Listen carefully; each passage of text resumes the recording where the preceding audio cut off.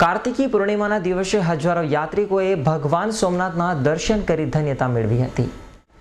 કાર્તિકી પૂનમના દિવસે રાત્રિના 12 કલાકે કૃતિકા નક્ષત્રમાંથી ચંદ્રમા પસાર થાય છે, ત્યારે વર્ષમાં એક જ વખત ભગવાન સોમનાથ ચંદ્રમાને પોતાના મસ્તક ઉપર ધારણ કરે છે અને આ દ્રશ્ય અલૌકિક અને અદ્ભુત હોય છે। તેમાં ચંદ્રમા મહાદેવ ઉપર બિરાજે છે, ત્યારે રાત્રિના સોમનાથ મહાદેવમાં આરતી થાય છે।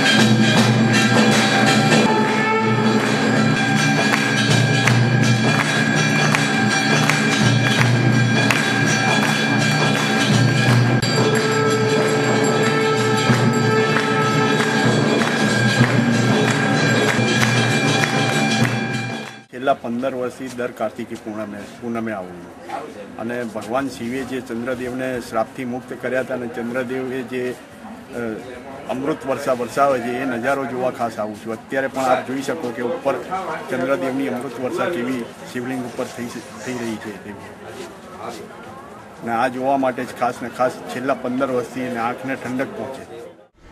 કાર્તિકી પૂનમના દિવસે ખાસ ભગવાન સોમનાથ ચંદ્રમાને પોતાના મસ્તક ઉપર ધારણ કરે છે અને આરતી થાય છે, ત્યારે આ દર્શનનો લાભ લેવા દેશ વિદેશથી હજારો યાત્રિકો ઉમટી પડે છે।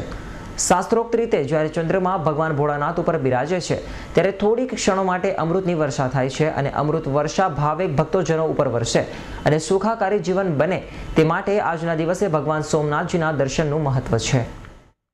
આજ ત્રિપુરારી પૂનમ છે।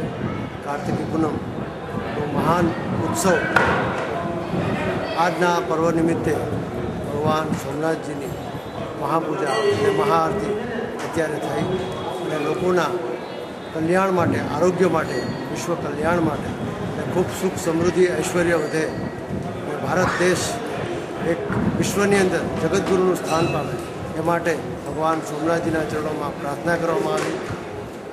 દેશ વિદેશથી અને દૂર દૂરથી આપણા ભક્તજનો શ્રદ્ધાસુમન અર્પણ કરવા ભગવાન સોમનાથજીના ચરણોમાં આવ્યા છે અને તેઓ દર્શન કરી રહ્યા છે।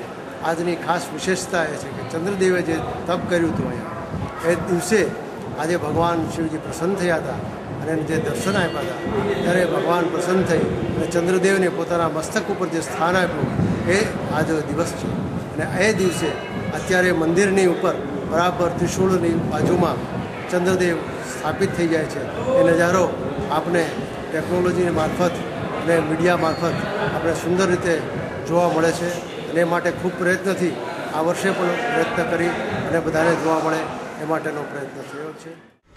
ખાસ કાર્તિકી પૂર્ણિમા મહોત્સવ માટે શ્રી સોમનાથ ટ્રસ્ટ દ્વારા 5 દિવસીય સાંસ્કૃતિક મેળાનું આયોજન થાય છે, જેની આજ રોજ ભક્તિભાવપૂર્વક મહાઆરતી બાદ સમાપન કરવામાં આવે છે।